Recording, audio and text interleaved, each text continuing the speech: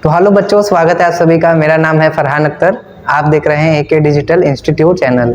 तो देखो बच्चों, आज हम लोग कक्षा 10 के साइंस के जीव विज्ञान वाले चैप्टर के बारे में पढ़ने वाले हैं। तो आज का हमारा टॉपिक है मानव में उत्सर्जन तंत्र, ठीक है, जिसको इंग्लिश में कहा जाता है एक्सक्रीटरी सिस्टम। उत्सर्जन तंत्र को इंग्लिश में कहते हैं एक्सक्रीटरी सिस्टम। तो आज हम लोग इसी को देखने वाले हैं। इसके पहले हमने प्रकाश संश्लेषण का वीडियो बनाया था, तो अगर आपने वो नहीं देखा है तो वो आप जाके देख लीजिएगा। वो भी एक इम्पॉर्टेंट क्वेश्चन है और उत्सर्जन तंत्र में भी इम्पॉर्टेंट क्वेश्चन होते हैं जो कि लघु और दीर्घ दोनों में पूछे जाते हैं, ठीक है। तो चलिए आज शुरू करते हैं अपना वीडियो। देखिए, पहला हेडिंग है उत्सर्जन क्या होता है और मानव में उत्सर्जन तंत्र कौन सा है, ठीक है। उत्सर्जन, अच्छा, इसके पहले आप लोगों ने पढ़ा है इस वाले चैप्टर में पाचन और श्वसन। पाचन और श्वसन यह सभी प्रक्रिया कौन सी प्रक्रिया है? जैव प्रक्रम है। इसको हम लोग सभी को मिला के कहते हैं जैव प्रक्रम। इसके पहले वाले में पाचन हमने पढ़ लिया है, जिसका वीडियो आप जाके देख सकते हो, उसका अलग से प्लेलिस्ट बना हुआ है, ठीक है। और श्वसन के बारे में भी बता दिया गया है। तो उत्सर्जन का मतलब क्या होता है? उत्सर्जन का मतलब है जो हम लोग भोजन खाए हैं और फिर वो पचने के बाद जो भी खराब पदार्थ हमारे भोजन में से निकल गए हैं बाहर, उसको हम लोग शरीर से बाहर निकालते हैं। या फिर खराब पदार्थों को हम लोग दूसरे लैंग्वेज में कह सकते हैं अपशिष्ट पदार्थ, ठीक है। तो उसको शरीर से बाहर निकालने की जो प्रक्रिया होती है वही उत्सर्जन कहलाती है। तो परिभाषा क्या हो जाएगा? अपशिष्ट पदार्थ या हानिकारक पदार्थों को शरीर से बाहर निकालने की प्रक्रिया को उत्सर्जन कहा जाता है, ठीक है। और मानव में उत्सर्जन तंत्र वृक्क होता है, इसको ध्यान रखना है। जो हमारे शरीर के अंदर उत्सर्जन तंत्र है वो वृक्क है, जिसको इंग्लिश हम लोग किडनी कहते हैं। किडनी आपने नाम सुना होगा, लेकिन वृक्क शायद नहीं सुना है, ठीक है। तो किडनी को इंग्लिश में कहा जाता है वृक्क। और पूछा जा सकता है एमसीक्यू में कि मानव में उत्सर्जन तंत्र कौन सा है, ऑप्शन दे देगा, उसमें से जो वृक्क होगा वही सही आंसर है। वृक्क ही उत्सर्जन तंत्र होता है। और उत्सर्जन में निर्माण होता है मूत्र का, ठीक है। देखो यहाँ पे एक लाइन लिखा है इंपॉर्टेंट हाईलाइट करके, जहां उत्सर्जन के रूप में मूत्र का निर्माण होता है। तो दूसरा बात क्या ध्यान रखना है? पहला चीज ये ध्यान रखना है कि उत्सर्जन तंत्र वृक्क होता है या फिर किडनी होता है हमारे शरीर में, ठीक है। दूसरा चीज, उत्सर्जन में किसका निर्माण होता है? तो मूत्र का निर्माण होता है, ठीक है। अब इसके बाद देखो, पहले फिगर देख लेते हैं हम लोग, किसका? वृक्क का फिगर, ठीक है। इधर आते हैं यहाँ पर। तो देखो ये जो फिगर बना हुआ है ये वृक्क का बाहरी संरचना है, ठीक है। बाहरी संरचना है, इसमें आपको इस तरफ दिख रहा होगा एक नीला कलर का पाइप के तरह जैसा, ठीक है। और इसके पीछे दिख रहा होगा एक लाल कलर का पाइप जैसा। तो ये नीला और लाल क्यों होता है? अगर आपने पिछला वीडियो देखा है तो आपको पता होगा, जिसमें हमने रुधिर के बारे में बताया था और परिवहन तंत्र के बारे में बताया था।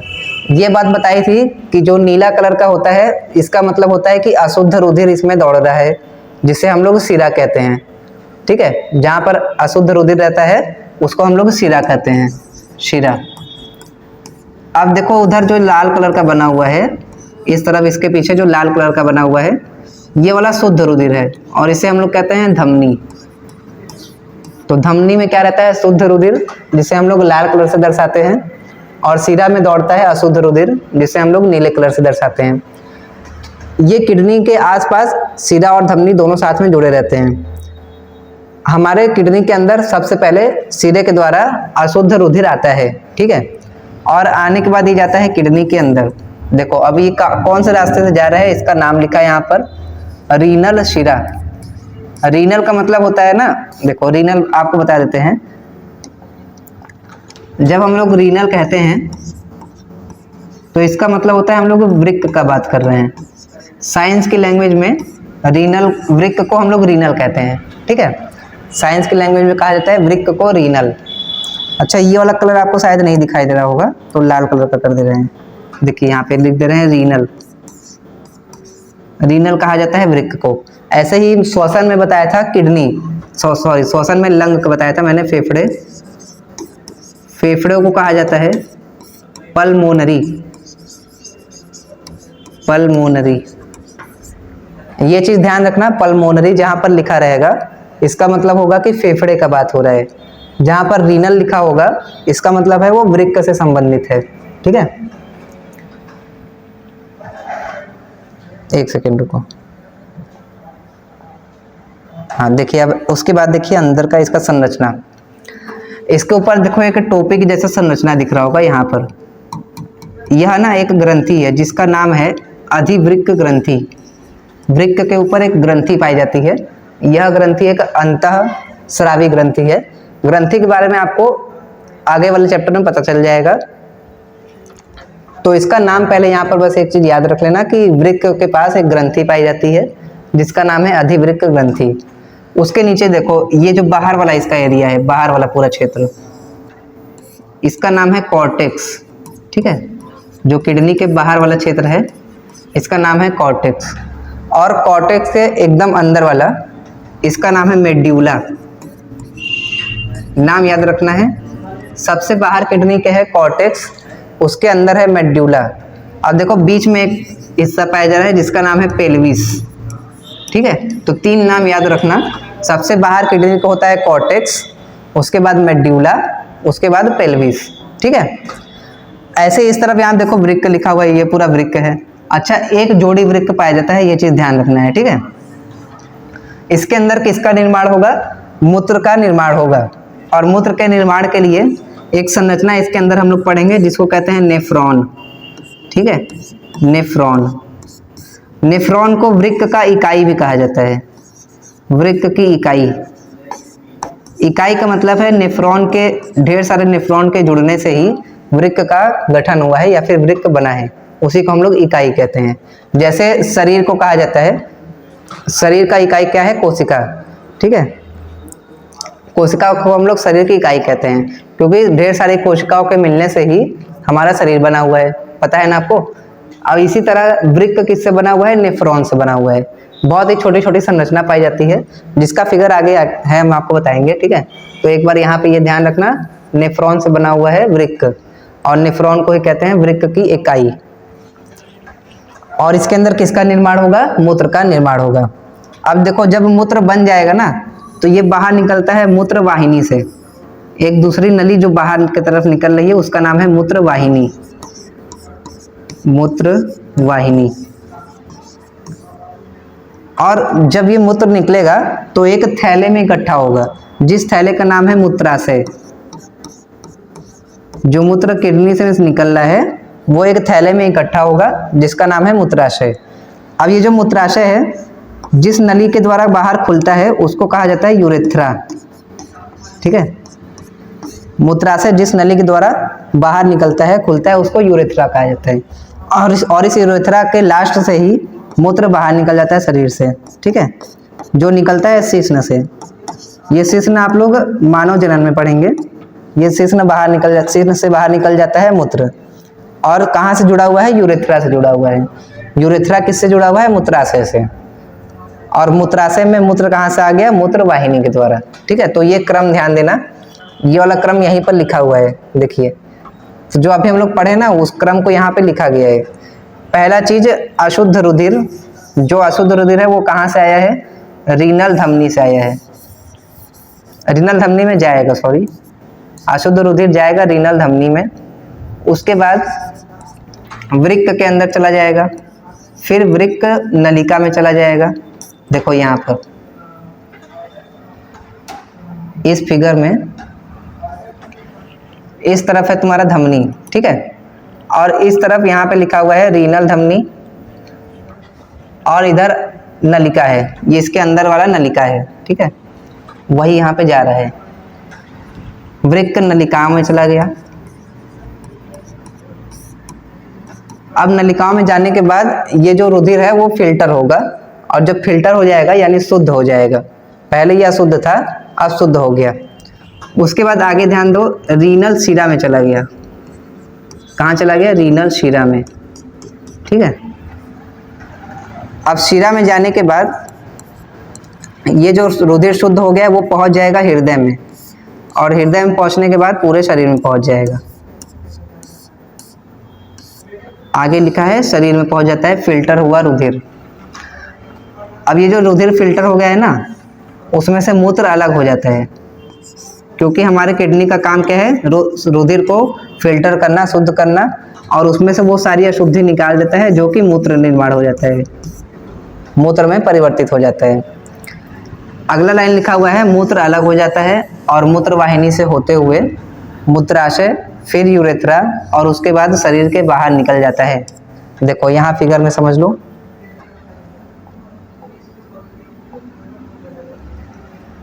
यहाँ पे जब मूत्र बन गया तो मूत्र बनने के बाद कहाँ पे आया, मूत्र वाहिनी में आ गया। ठीक है, मूत्र वाहिनी में आने के बाद कहाँ गया, मूत्राशय में, जो एक थैला है। उसके बाद मूत्राशय कहाँ पर बाहर खुल रहा है, यूरेथ्रा में खुल रहा है, और यूरेथ्रा में खुलने के बाद मूत्र शरीर के बाहर चला जाता है शीर्षनख के द्वारा।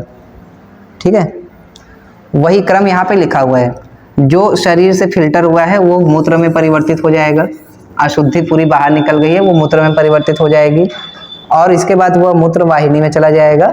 मूत्र वाहिनी में जाने के बाद मूत्राशय थैले में चला जाएगा, और उसके बाद मूत्राशय बाहर कहाँ खुलता है, यूरेथ्रा में, फिर उसी के साथ शरीर से बाहर निकल जाएगा मूत्र। ठीक है, तो इतना समझ में आ गया।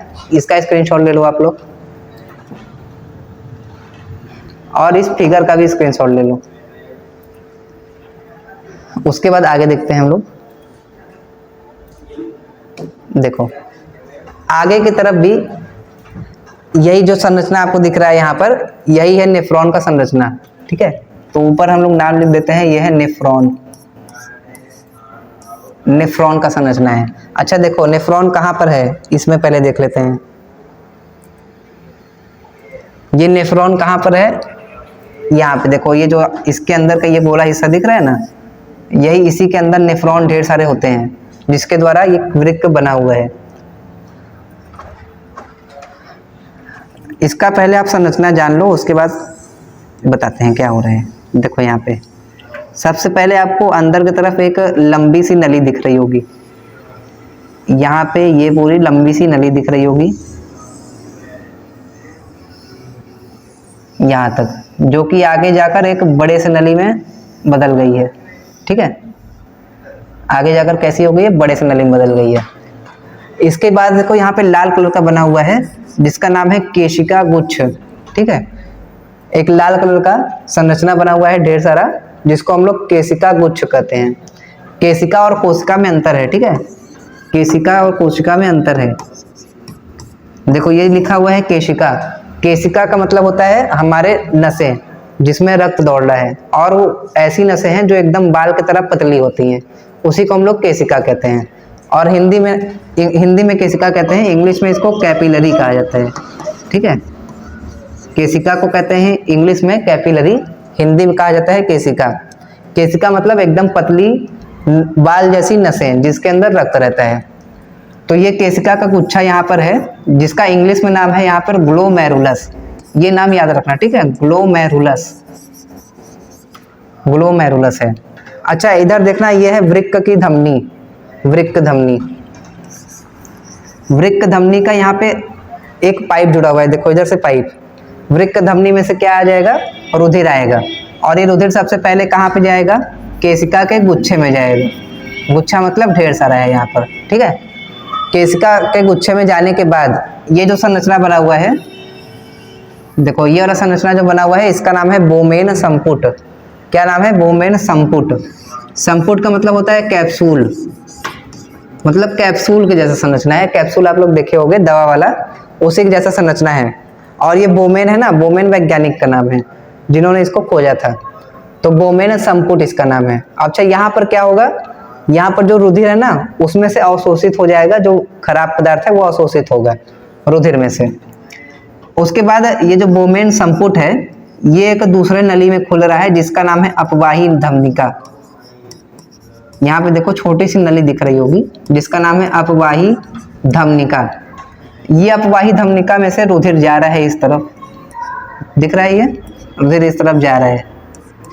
और ये जो रुधिर जा रहा है ना, इसके बगल बगल में भी ढेर सारी नलिका दिख रही है आपको। यहाँ भी ढेर सारी नलिका दिख रही है, जो थोड़े से हरे कलर की दिख रही होगी। इस नली का नाम है, देखो यहाँ पे नाम लिखा हुआ है, हाँ ये केशिका जाल है। ठीक है, केशिका जाल, इस नली का नाम है केशिका जाल। देखो केशिका जाल, ये लिखा हुआ है केशिका जाल। ठीक है। इसका कार्य क्या है ये जान लो। इसका कार्य होता है रक्त में से जल को अवशोषित करना, जल को अवशोषित करना, ठीक है, यही इसका कार्य होता है। अच्छा एक और चीज देखो, यहाँ पे दूसरा नाम लिखा हुआ है समीपस्थ कुंडलित नलिका। कुंडलित का मतलब है जो बहुत ज़्यादा एक साथ पूरा घूमी हुई हो, जैसे हम लोग किसी धागे को घुमा दिए साथ में, उसी को हम लोग कहेंगे कुंडलित हो गई है साथ में, ठीक है। तो यहाँ है समीपस्थ कुंडलित नलिका। समीपस्थ मतलब पास में है, उसी के आगे है दूरस्थ कुंडलित नलिका। देखो यहाँ पे बना हुआ है दूरस्थ कुंडलित नलिका, ठीक है। अब ये धीरे धीरे आगे जा रहा है रक्त। यहाँ पर जाने के बाद ये जब नीचे की तरफ आ रहा है ना, तो इसका नाम है अवरोही नलिका। जब ये नीचे की तरफ आ रहा है तो इसका नाम है अवरोही नलिका। और जब ये नली थोड़ा सा देखो यू टर्न ले रहा है, उल्टा घूम रहा है ये, तो इसका नाम है हेनले लूप। ये पूरा नली का ही नाम है, बस अलग अलग जगह पर अलग अलग नाम दिया गया है। जब इधर यहाँ पे ये नीचे की तरफ आ रहा था तो अवरोही नलिका नाम था। जब ये उल्टा घूम गया तो उसका नाम है हेनले लूप। अब देखो जब ये ऊपर की तरफ जा रहा है, ऊपर की तरफ जाने पे इसका नाम हो जाएगा आरोही नलिका। आरोही नलिका। यहाँ पे देखो नीचे की तरफ अवरोही नलिका, ऊपर की तरफ आरोही नलिका, बीच में जो घूम रहा है उसका नाम है हेनले लूप। अब ये धीरे धीरे आगे जाते जाते बदल जाता है दूरस्थ कुंडलित नलिका में। अब ये दूरस्थ कुंडलित नलिका नीचे की तरफ जा रहा है और कहाँ जाके मिल रहा है, संग्रह नलिका में। ये जो लिखा है संग्रह नलिका, ये संग्रह नलिका खुलता है मूत्राशय के अंदर। देखो यहाँ पर,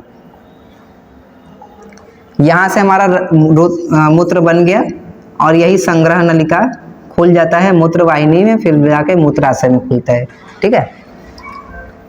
इस वाले फिगर में ये वाला चीज आपको ध्यान देना है, कौन कौन से भाग होते हैं नेफ्रॉन में। ये नेफ्रॉन का संरचना है जिसको हम लोग वृक्क का इकाई कहते हैं। पहला चीज ध्यान दो कि केशिका गुच्छ होता है जिसको ग्लोमेरुलस कहा जाता है, जहाँ पे रक्त का गुच्छा, रक्त आके जमा हो जाता है और इसको अवशोषित करता है हमारा बोमेन संपुट, ठीक है। अब ये बोमेन संपुट जो रक्त को अवशोषित किया है वो आगे की तरफ जाएगा, उसको हम लोग कहेंगे अपवाही धमनिका। और थोड़ा सा आगे जाने के बाद ये कुंडलित हो जाता है, मतलब लपेटा हो जाता है इसमें, तो उसका नाम हो जाता है समीपस्थ कुंडलित नलिका। उसके बाद नीचे की तरफ जब जाते हैं हम लोग तो उसका नाम हो जाता है अवरोही नलिका, ठीक है। जब नीचे की तरफ जाते हैं तो अवरोही नलिका। उसके बाद जो अवरोही नलिका घूम रहा है उसका नाम है हेनले लूप। अब ये हेनले लूप जब ऊपर की तरफ जा रहा है तब इसका नाम हो जाता है आरोही नलिका। और यही आगे जाते जाते एक बड़ी सी नलिका में खुलता है जिसका नाम है मूत्र वाहिनी। और मूत्र वाहिनी मूत्राशय में मूत्र को इकट्ठा कर देती है, ठीक है। तो यही नेफ्रॉन का संरचना है। इसका भी आप लोग स्क्रीनशॉट ले लो। ले लिया स्क्रीनशॉट। देखो एक बार फिर से ये वाला आप लोग जो क्रम है इसको ध्यान देना कि मूत्र बंद कहाँ पे रहा है और जाएगा कहाँ पर। अशुद्ध रुधिर रीनल धमनी से आएगा, फिर वृक्क में आएगा, उसके बाद वृक्क की नलिका में आएगा। वृक्क की नलिका में आने के बाद जब ये नेफ्रॉन के पास पहुंचेगा तो वहां पर यह शुद्ध होगा। शुद्ध होने के बाद चला जाएगा रीनल शिरा में, और जो शुद्ध रुधिर हो गया है वो वापस हृदय में पहुंच जाएगा।